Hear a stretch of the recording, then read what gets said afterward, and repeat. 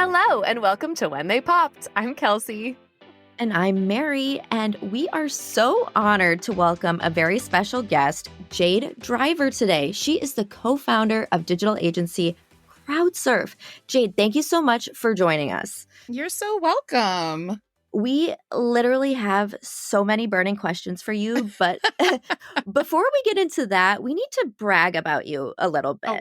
Yeah, we got to do it. Now, CrowdSurf, your agency, was established in 2007, and its focus is creating organic, meaningful connections between brands and their followers. As one of the leading digital music marketing companies, CrowdSurf boasts a roster of established and rising artists and labels, including past and current clients Eric Church, Camila Cabello, Duran Duran, Universal Music Group, Warner Music, Britney Spears, the Backstreet Boys, just to name a few. Like, I'm shook. I'm dead.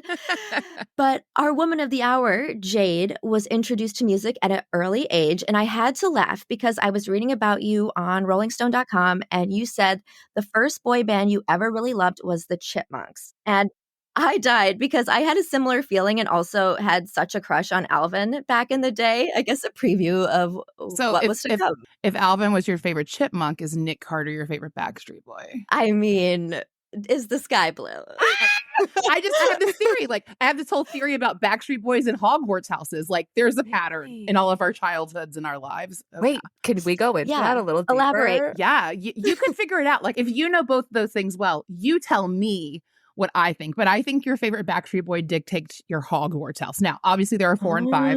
So I'll give you a clue that I put 2 Backstreet Boys in one house. But I think they're kind of obvious if you know the Backstreet Boys really well. I'm really well, just to like say the as- wrong thing. I think Steady. Kevin's a Ravenclaw. Okay, then who's Kelsey, okay. you have to keep guessing because I don't have the Harry Potter We're gonna background. cut this out. I would say, and here's the thing, like, I'm not super Harry Potter, but like, Me I've neither. seen all the movies. I think this is based truly on like how you see it as a marketed brand. Like the way you Hufflepuff? see the houses. Yeah. Brian. No. Why not? Howie is Hufflepuff Oh, you're through so and through. right. Like, you can't get more Hufflepuff than Howie is Howie. Oh my god. Oh, yeah. Okay, So okay. AJ's a Slytherin, obviously, is the bad boy. And then to me, like, Nick Nick and and Brian were Brian. marketed the same, that like Frick and Crack at Gryffindor. Yeah. That is so funny. So maybe people think that's Amazing. wrong, but that's what I think. No, I so agree on everything. We need to get merch. Yes. The wheels are turning. My favorite chipmunk was Alvin, period, end of story. Like, So it was Nick Alvin. Girl. It was Joey McIntyre. It was Nick Carter. Like, that's always been me, you know? But then I grew up, and then it was Donnie, and then it was AJ. And like, I kind of like the bad boys. So yeah, I grew up and changed a little bit, I think. But I was definitely a good girl. I'll tell you that. Well, Nick Carter told me I wanted a bad boy. If you want it to be good, girl, get yourself a bad boy. So that's what I thought I wanted growing up. So truly. I just wanted a bowl cut to run my fingers through. Oh but my Oh God. my Imagine. God. yeah. But I mean, luckily for you, Jade, and myself, our taste in music and boy bands evolved. You arguably grew up in the boy band primetime with New Kids on the Block, and eventually your now clients, the Backstreet Boys. And we also read on Rolling Stone how in high school you went to your guidance counselor and told her that you wanted to work with Backstreet Boys one day, only to be kind of put off and told it, wasn't going to be possible. And it's pretty incredible to be able to say it and do it. Manifesting is real. Jade, you are our inspiration. It's true. You did it. I did it. She did it, you guys. So after high school, Jade, you went off to Middle Tennessee State University, where you met your co-founder, Cassie Petrie, and the rest is herstory, as they Yeah, say. it is. I mean, there was a few years in between there where because I was told, like, you can't just do this, I didn't actually end up going to MTSU until about 5 years after high school. So Okay. I went straight to community college because my dad went to community college and nobody had like a 4-year degree. And I really wanted that. So I said, well, I've got to go to school somehow. So I went to community college. I took early childhood education, which I actually applied to my job all the time. And I don't mean that in a joking way, but like to learn like the brain patterns of young children and like how I I'm telling you, it applies to all humans. And like, I think it did wonders for me understanding child psychology to understand artist psychology. Let's use our inside voices. Seriously, let's not kill each other. Like, we can all have fun together, you know? But during that time, I ended up working in Richmond at Radio Disney, which was a really, really big and fun part of my life. I truly thought I had lived the dream at that point. I got to interview Nick when I worked at Radio Disney, and that was February 23rd, 2003. I thought that was it. Like, that was the day. Like, everything's happened. I don't need anything else. But it's obviously gotten better since then. Actually, my boss, who was my boss at Radio Disney, is now my podcast producer. What? So we've stayed in touch all these years. But that job taught me so much. Like, working under, it was Amy Gorelick and Laura Hemker. Like, they taught me how to manage a staff. I seriously think of stuff they taught me even now, 20 plus years later, and like, okay, like, here's how you motivate people. Here's how you keep people accountable. Like, they taught me so much, and they believed in me, and they really let me work outside of the box and do things that I thought could happen that, you know, they weren't really going to be doing without me, you know. And I was getting paid, I'm not even kidding you, like $5.50 an hour. And I would go to the sales team and be like, okay, so if we can get the local Ford dealership to bring in $20,000 for this, we can do this event and we can pay for the Click 5 to come to the state fair. And they're like, okay, great. You know, and so I'm like, great, you guys each took home $10,000. I don't know what they took home, way more than $5.50 an hour.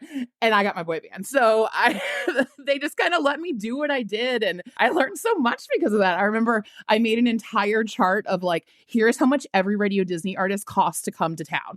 Hilary Duff costs this much. Greg Raposo costs this much. Stevie Brock costs this much. Like, it was this crazy thing. And I would just like call managers and ask them these questions. Wow. And I just always kind of dove in when there was an opportunity, or I saw an opportunity, even if it didn't exist, you know? Why not? The worst they can say is no. The worst they can say is no. You know, it's so funny. That was the best thing anybody ever said to me, as common and as simple as it is. But when the Nick thing came up, Nick was doing his solo tour, and, you know, I went to my station manager, and my thought was like, hey, like, Nick's coming to Philadelphia, which was the closest to Richmond, which is like 4 hours away maybe. And I was like, I can't afford gas and tickets. And I was like, well, we give away free tickets sometimes. Like, maybe the station there has a ticket. And so I go to our station manager with this question, and I was just like, you know, I was wondering if, and she's like, well, I'll ask for you, but, you know, don't expect anything. And I'm like, okay, that's like, thanks for asking. So she calls me in my house, and she's like, you're going to need to sit down. I was like, okay. She's like, I'm going to have to ask you to do something for me. And I was like, what do you want? And she's like, you're going to have to interview Nick Carter if you want these tickets. To. Twist my arm. Excuse me, ma'am. Poor Jade. Excuse me, ma'am. She's like, I want, you know, if I'm going to send you up there, I want to get something out of it. So I came up with this, oh my goodness, this crazy idea where like, I was like, Nick's into ocean, and he has this like ocean charity. And I was like, we do life jacket safety with the Coast Guard. And I made up this interview about life jacket safety, and we pitched it. And I got to go up to Philadelphia and interview Nick Carter about life jacket safety. What was Jade, his reaction to Does that? he? No, he does not remember. I mean, honestly, Okay. like, dude, it was so crazy. I remember like it was at the Theater of the Living Arts in Philadelphia, and I was sitting on this couch. I never in my wildest dreams thought I would meet a Backstreet Boy. No. He comes in the room and is just so friendly, so sweet, and just sits down. He's like, hi. And I'm like, what? Like, I mean, I couldn't. And I was like, okay, all right. You know, and I did Deep the breath. thing, and I did the interview, and like, I almost don't remember it because it was just so Blackout, yeah. Yeah. I almost like blacked out, you know, but like, he was so nice and so kind. And then he actually asked me like, do you want a picture? I'm like, oh my God. Yes. It is still on my mom's mantle. Oh. I love when celebrities do Printed that, off of though. printed off of a camera. Oh my God, so funny. But I thought that was it. I thought this, like, that's Peak. the best. That is Yeah. the peak. I thought that was the peak. And little did little Jade know. But anyways, what I was saying was, when I asked, my supervisor said, I know you're scared to ask me something right now. All you can do is ask. What am I going to say? No. And if so, you're not going to get it. And like, I actually give that advice all the time. I'm like, you have to ask. And I feel like I have so many young people that come and work for me, and that's something that is not innate within them to ask. You know, they're so scared they're going to step on toes or do this or do that. And I'm like, you've got to ask. You've got to let me know what you want, because when I know what you want, I can help you make it happen for you. That's my joy in running a company. I honestly think we did, when we were DMing with you, I was like, Kelsey, should we ask her to come on the pod? And Kelsey was like, the worst she can say is no. Or ignore us. Or not Yeah, or respond. ignore us. And here we are. So very good No, advice. I'm happy to. I'm happy to. Yes. But so it was Disney before you went to Tennessee State? Yeah, I learned a lot about Disney, and I am a Disney girl through and through. But then I ended up going to Middle Tennessee State. I went in as a senior because I had so much college underneath me. But I met Cassie there, and I remember getting my dorm room, and the first thing I did was put up a Nick Carter poster, a Clay Aiken poster, and a Cinderella story poster. And I was ready for the world. I was actually, at the time, I was 22 because it took me so long to kind of get there. But I wanted to live in a dorm because I just always had this dream of like going to college and living in a dorm. And I was meant to live in that dorm and meet Cassie. Obviously, she lived 3 doors down. First semester, I did not like her. I wanted to be her friend. And I thought she was a bitch. She was just shy.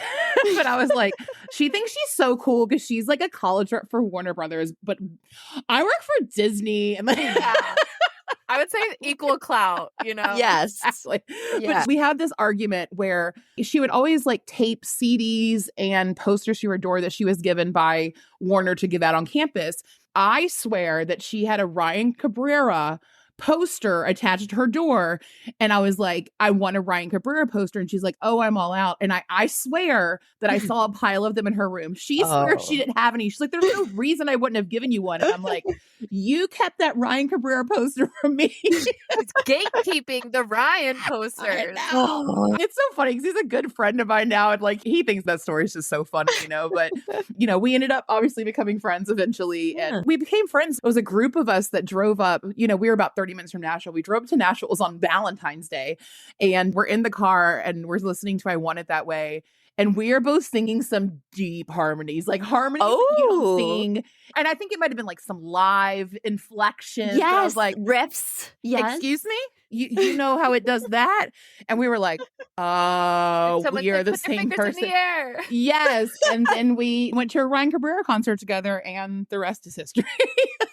I remember like one of my favorite moments with me and Cassie is our dorm rooms were 3 doors down from each other. And it was the day that Incomplete came out.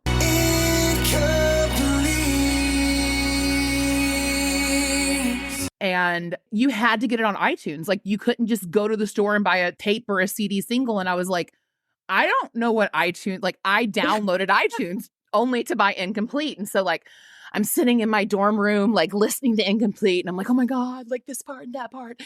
I don't remember if it was that day or like a day after, but somewhere within that week, it might've been the same day.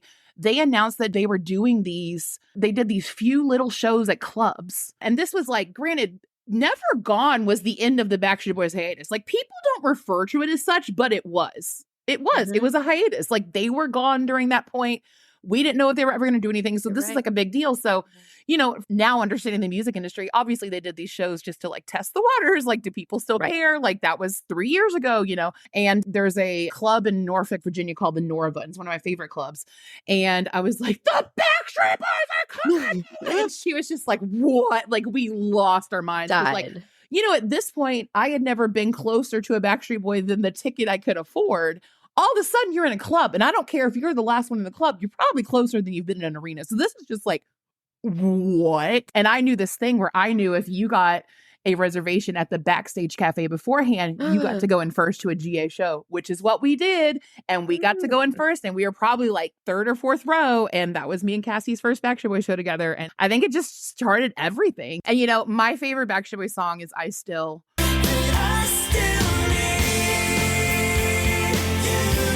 Because that night, and this was Never Gone, like I don't even know if they had announced an album or not yet. I don't remember, but Incomplete was out and that was it. And they said, we have this new song, and like obviously nobody wants to hear new songs from anybody. No. But you're like, okay, like, this new song. But like I think at that point I was still excited about that. Like, oh, the Backstreet Boys have a new song. But it was I Still, in the end, they kind of described it as like, we still love you, we still need you, you're still important. And I'm like, me too,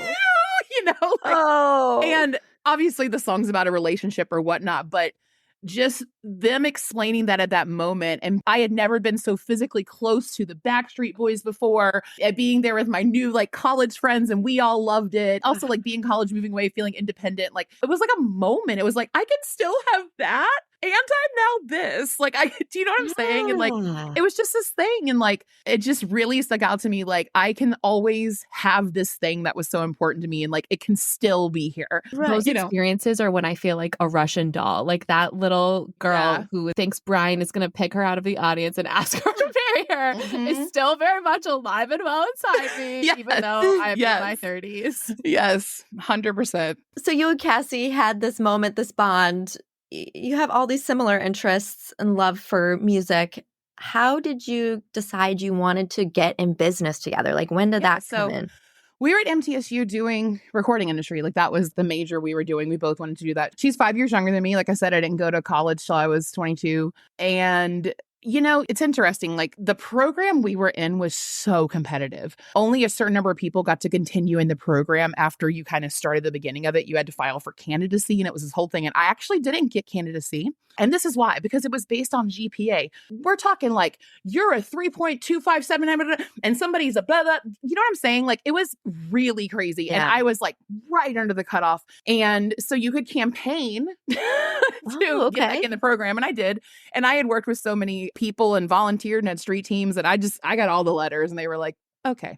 Worst So, thing to say is no, right? yeah, worst thing to say is no. I mean, I thought my life was going to be over. Seriously. Like, it was Devastating. I was like, this is it. Like, I worked so hard. I thought I was going to do this. And I mean, I really, truly felt like this is it. I'm never going to get to do all the things I want to do in life. Obviously, I probably would have figured it out, but it was very detrimental at the moment. So, you know, I started a letter writing campaign and got right in there. But yeah, so we were in this very competitive program. And, you know, I don't not believe the things they taught us, but it's the whole theory of like, you know, the music industry is hard. There's only so many jobs. It's all true. However, I tell young people all the time, because they're in my position, they want to do this. They're in college or whatever they're doing. They're terrified. I'm not going to make it. I'm not going to make it. I truly, truly believe, as somebody who has been hiring, firing, and watching people quit for 18 years now, if you show up, you work hard, and you have a positive attitude, there is a place for you in this industry. I don't even care about the college degree when it comes to what we do anymore. But I wish it hadn't been as scary, because it truly shouldn't have been. There was just so much stress and anxiety that we had with, and granted, you know, I think the program's different now. I think they've actually done away with the candidacy part of it. We do a lot with MTSU, great program. But at the time we were in there, it was scary. It was like, you're going to come here, you're going to pay for all this money for college, and you may or may not be able to do this, even if you really want to. It's one of those things, to me, like, the music industry doesn't count you out until you count yourself out. Wow. You think like, oh, I have to get in. Well, yeah, you have to get in. But like, I'm telling you, every person in my phone book right now, if I was like, I got somebody that's like willing to show up, have a good attitude, and work hard, that really wants to work in the music industry, please send them my way. We're like begging for this. So I don't think it's impossible. But I think like, to be that person I just described in some ways sounds easy, but is actually very hard. Then my next question would be, do you take 32-year-old interns? Sure. We actually have, so listen, we have an apprentice program. Because of your question is why we have an apprentice program. We were kind of tired of only offering internships to people that were in college programs, because that's really the only way you could do it for, you know, the legal reasons of paying them and college credit, all this stuff.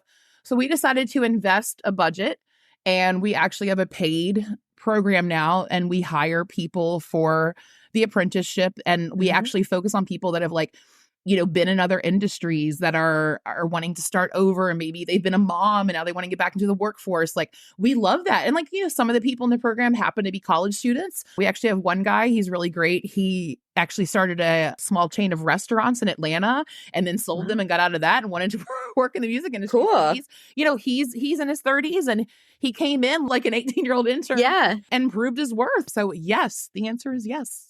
Mary's filling up. I'm like, what are the openings? No, but that's so innovative, because I feel like you really don't see that ever in like any industry, let alone in the music industry. So that's really cool that you guys did that. So how was CrowdSurf born? CrowdSurf was born accidentally. So we knew what we wanted to do. This story could get very long, so I'll try to keep the details short, because I know you guys want to talk about the Backstreet Boys, and I also want to talk about the Backstreet Boys. But Cassie and I both ended up getting positions at Warner Brothers Nashville, which is country music, country comedy. I did all the comedies, and, you know, comedians record albums, record labels sign comedians, and it's a little different these days, but that's how it was back in 2005. And so I was working with Larry the Cable Guy and Bill Engvall and Jeff Foxworthy, and like, it was great. Like, I didn't feel like I knew much about redneck comedy, but boy, did I learn very quickly. And Cassie was working with Faith Hill and Big and Rich and Michelle Branch from the Wreckers, the Wreckers Project. God. And You're just yeah, so that was, casually like- dropping people who like shaped our culture. So that's like what was happening then. And then I ended up going over to the Christian label because I actually like moved to Nashville because I wanted to work in Christian music. Because when I was like, oh, what am I going to do with my life? I was like, well, I've got to do something like that's meaningful and important. And I truly thought it had to be Christian music. I've now learned and I've never said this in public, but like, I think the Christian music industry is kind of corrupt and I left it. I don't think the way I need to use my talent is by only preaching to the choir. Fair. I think I can bring joy and happiness to people through the Backstreet Boys. Amen. It took Preach. So I was, at the time, I was considered a contractor, which is what CrowdSurf would be now to anybody that hires them, a contractor. So I asked like, oh, can I work in the record label? They're like, okay, find a chair. You know, for me, it was like, oh my gosh, this is a dream. I'm working in a record label, you know, and Cassie was actually hired as a temp. And we both graduated college. I graduated college December 2006, and she graduated the following August. And, you know, a corporation like Warner Brothers Records in 2007 is going, social media might be like a fad. We're not going to create big salary jobs with insurance and pension and whatever. Like, that wasn't a thing, you know? And it was kind of shocking because it was like, dude, we're like carrying so much of your marketing. And it, you know, it wasn't personal, but like corporately, they couldn't just add jobs, you know? And so it was kind of like, oh, well, what do we do? I can't survive on $500 a month being a contractor, you know? So we didn't sit down and say, oh, we're going to start a business. Like, I think that's the one thing we never did. We never said, let's start a business. It was like, I don't know, well, maybe I can try to work for this person and then maybe I'll try a little bit of this. And it was kind of just like, okay, maybe we're not going to sit down and do this label route because we all of a sudden had a skill that nobody else had. We could run social media and do marketing through it. And there was nobody that had been in the music industry longer than us that knew anything about this like young media. And so we knew we wanted to do that. I mean, I will always give Cassie credit. I remember sitting in our dorm room and she said, look, we should run MySpace pages for a living. And I was like, you can't just like do that. Well, we did. And so we just kind of started our own kind of, well, I'll go talk to this person, you talk to that person. And we both kind of got some clients. Like, we didn't know what that was. You know, she had connections, obviously, from working at Warner. I actually had done a lot of like street team work with a bunch of like Christian bands and stuff. There was actually a Christian boy band or two. So I'll let you know that. Oh, wow. But we both kind of went those directions, and I grabbed this client and she grabbed that client. And also when we left Warner, some of those artists came with us, which usually would be very like, oh, like don't, but there was nobody else to do what we did. And so honestly, the label was happy that we got to continue doing the job we were doing and the artists paid for it themselves. So that's where we started. And it was kind of like, okay, well, I'll make this money and I'll keep this money, but you keep this money, but we'll help each other. And like, it wasn't really company. And at some point we were like, I remember like we decided to get a mailbox together. It just wasn't this like drawn out thing, you know? And I remember we were at a Mexican restaurant and we were talking about how we used to have this bear head. I'm sorry. Please explain. It was like Cassie's grandma constructed I believe it was supposed to be like Tenderheart Bear, a costume, and it was a head, and the hole for your face was its mouth, and it was the bear head. And like somehow that ended up at college with us. We had this friend named Kathy that was like our best friend, and she would put on the bear head and crowd surf at rock concerts. And so like part of crowd surf came from, we were talking about that. We're like, crowd surf, like that could be a good name. But then we had to justify it. It was like, yeah, like surfing the internet, and we're like working with fans, crowds. Like there is a real meaning. Works. Like it came from like me being like, we should just call it crowd surf because of like the bear head. Like the bear head used to have a MySpace page. It was named Fallout Bear. Then it got kidnapped at a show. We never saw it again. I was gonna say, No. where is he now? We missed- Return Airhead. It was so Cassie was very stressed and ate a big box of donuts that night. We don't know what happened to the bear head. I bet it's on gone. Facebook Marketplace somewhere. I should look. We will. Yeah, that was find crowd Bear surf, and you know we started calling ourselves that, and like it's so funny. Like I'm sure I communicated with. I use my Comcast email because I set up crowd surf at Comcast before I ever had crowdsurf.net. I just like it, and people are like, "Are you ever going to use your crowd surf email?" I'm like, "Yeah, I like my Comcast email." It's vintage. Like I remember sitting in Warner Brothers Records creating my crowd surf email, and On their here's the other lure. part. I said to my parents, I'm like, if y'all ever going to get rid of Comcast, you got to let me know. My email's This is important.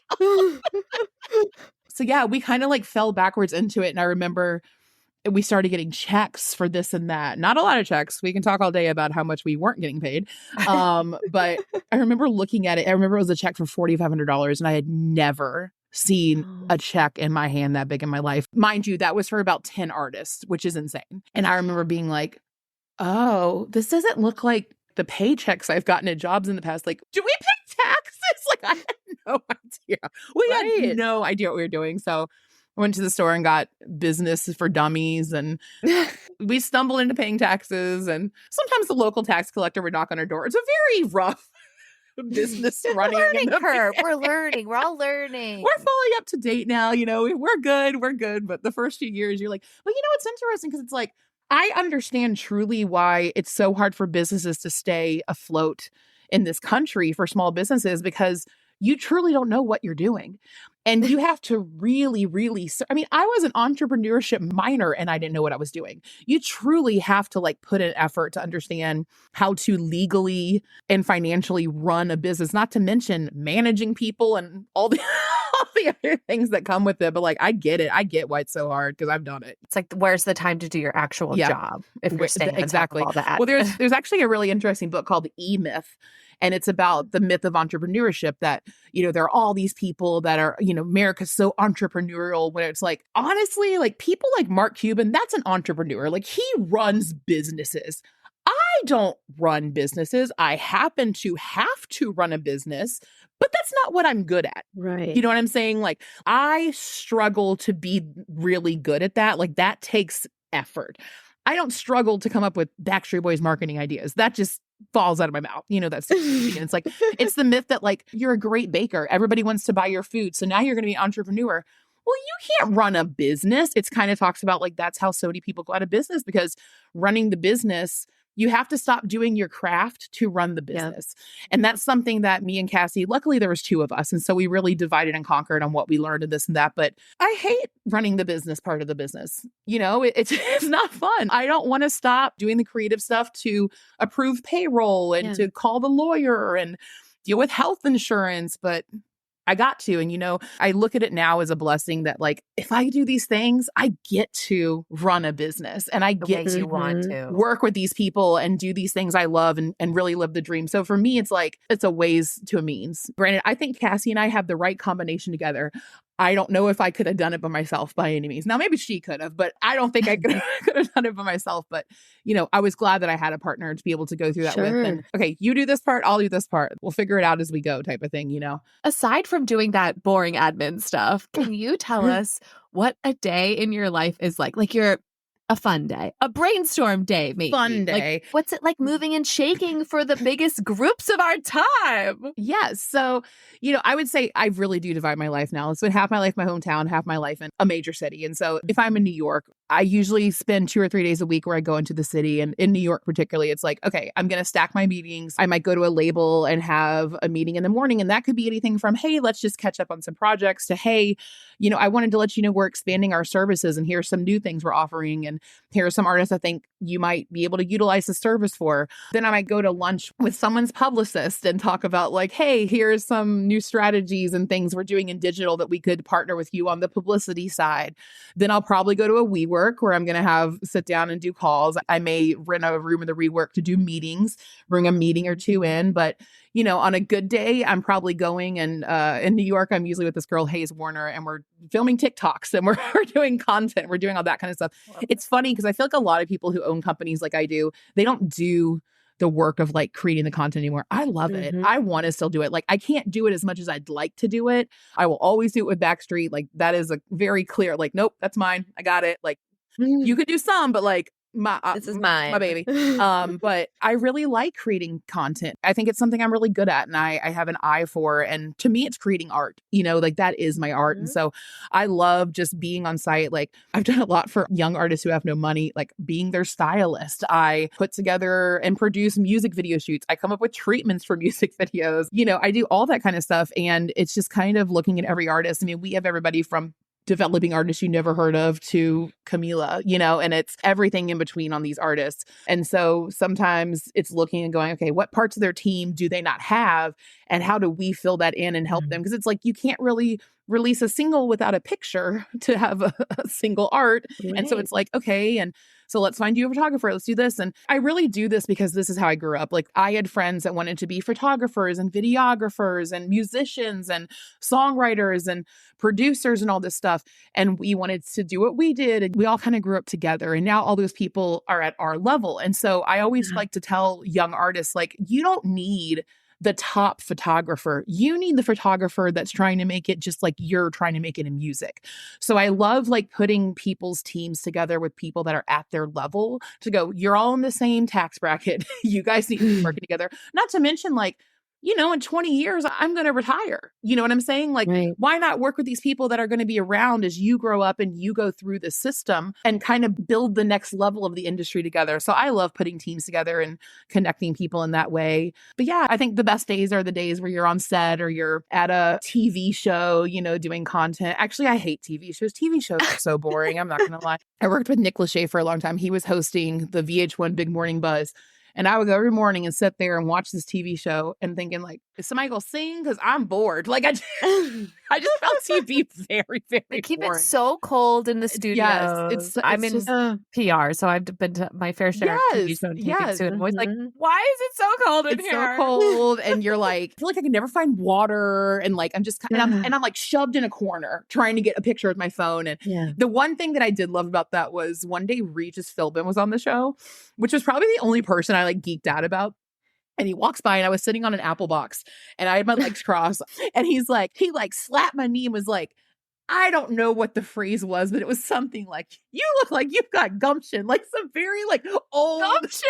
Like, I don't know the word. I can't remember. Like, it happened so fast, but it was him being like, I know you're going to make it, like type of, like encouragement. Got I was just like, something like that. Yeah. And I was just like, I thought that was really, really, really cool. So tell us about a moment. It sounds like you really organically started crowd surf and it just became what it was. And I'm sure things didn't take off overnight. I'm curious if there was a moment for you when you were like, wow, like we have big clients, like we're doing this. I don't know if it was the client side as much as the admin side. Like, to me, when we made it was when we got health insurance. Wow. Fair enough. We were able to offer health insurance because it's like, here's the thing. I had big names from the beginning. It's like, true. Obviously we had smaller names and bigger names, but like, it was actually funny. I was talking to a girl that's worked for me for 9 years today, and she's rewriting our bios. So I start telling these stories and like, she thinks she knows everything about me. She's like, I've never heard this and that. And I was like, yeah, like, then the first year we like got Capital Nashville and like they had just signed Luke Bryan, Darius Rucker, Keith Urban, Lady Antebellum. And she's like, what? And I was like, yeah, they had just signed them. They were like nobodies at the time, but like I was getting quote unquote big clients. We were working with, oh my gosh, it was so funny. I can talk all day about Blake Shelton because we worked with him back at Warner and nobody cared about Blake Shelton at that time. But you can ask Cassie, I was in love with Blake Shelton. I thought So he lovable. was, but here's the thing. Nobody was in love with Blake Shelton. That was the weirdest. That's like me being like, I don't even know the guy's name. I'm so in love with the guy in Napoleon Dynamite. Like something just like, you're like, what? And I was always like, I love him. He is so funny. And Cassie was always like, what? And let me tell you, when he got popular, she's like, damn, you were literally the earliest adopter of Blake Shelton, like ever. Like, Jade, you have an eye. You were born to do this. Truly. But, I don't think it was the big names. I think it was having a business manager. I remember the day we got healthcare, like we had a woman come in from, I don't know, the healthcare place. And she said, Right? Right? And she sits down and she's like, this is how healthcare works. And you're going to do this and you're going to do this. And I still the don't day, know. I know, I saw the I know way too much about healthcare because of running this company. But I mean, there's even been, honestly, it was only probably 5 years ago that I got to write a check for our taxes in full to cover a year and not be like, all right, we're going to pay a little here, pay a little there. I mean, so, I think the moments are always happening. And to me, it's that kind of stuff because it's like, I have no doubt that if CrowdSurf ended, which I don't think it's going to, I could go work at a record label. Like, could I keep working with artists? And yes, I've done this for so long. I have a great career, but I'm not scared of losing that. I'm scared of losing CrowdSurf. I'm scared of us like Right. not running the business right. Cause that's the thing, again, that like doesn't come so naturally to me. So for me, it's those business things. I remember at one point it was like, you have so many employees, you're considered a small company or like a medium company. And like, I remember when we hit 50 employees, and now it's Wow. funny because at one point it was like, wow, we have 4 offices and that was a big deal. Now it's like, we have 0 offices because nobody wants to go into them. No one And times change, things change. But now, man, getting rid of that last office, I was like, that's awesome. We're going to save so much money and like be able to put that into salaries, and I don't have to go to the office. Like, I absolutely love it. I'm the same way. I will Yeah. work from home forever. Yeah. I love how you quantify, the moment where you made it. That's huge. And I mean, you're running on 17 years of CrowdSurf now. That's Yep. huge milestone. Like, is there an accomplishment that you have the most pride in? Something All right, you've I took some accomplished? notes on your things. I'm going to see if there's anything Okay. here. Okay, this is what I wrote, and actually kind of goes in with what I was talking about. I feel like my accomplishment is looking at how I manage people now compared to how I managed them when I started. I Sure. truly was not like a natural manager and I don't mean managing artists. I mean managing employees. I yelled, I cried, I didn't know. It's like, do better, do it. Hard. It's You don't hard. know, and so Do better. do please. Yeah, I mean, I was 25 years old. Cassie was 21 years old when we started CrowdSurf.